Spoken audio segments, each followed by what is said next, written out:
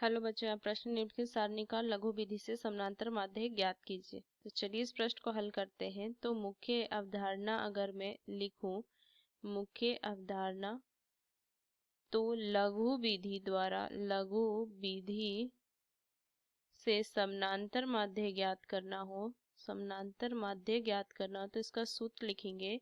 X बार बराबर में क्या होता है, ए जोड़ में सिग्मा एफ डी बटा में सिग्मा एफ, जहाँ पे ए काल्पित माध्य होती है, डी विचलन होती है, जिसको लिख सकते हैं एक्स आई माइनस में ए, और एफ बारंबारता। तो चलिए यहाँ से सारणी बना लेंगे हम।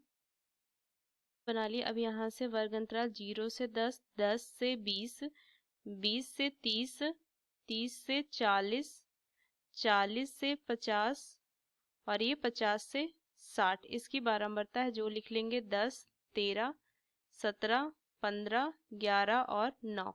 तो यहाँ से मध्यमान क्या होती है, ऊपरी सीमा जोड़ निचली सीमा बटा 2। तो यहाँ से क्या लिखेंगे, 10 बटा 2 5, फिर ये 30 बटा 2, यहाँ से मान कितना आ जाएगा, ये 15। तो यहाँ से 15 आ जाएगा, फिर यहाँ से 25, 35, 45 और ये 55, ये मान आ गया। अब यहाँ से d ज्ञात कर लेते हैं। तो सबसे पहले मैं काल्पित माध्य a का मान देखूंगी।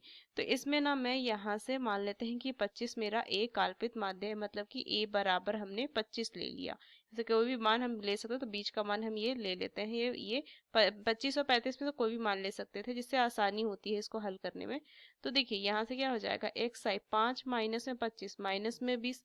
फिर यहाँ से अगर मैं देखूँ तो 15 में अगर घटाएंगे 25 तो माइनस में कितना हो जाएगा, 10। फिर ये 0 आ जाएगा। फिर 35 में से 25 को घटा दीजिए तो 10, ये 20 और यहाँ से ये 30 आ गया। अब यहाँ से f गुना d तो कितना हो जाएगा, माइनस में 200, ये माइनस में 130 आ जाएगा, ये 0।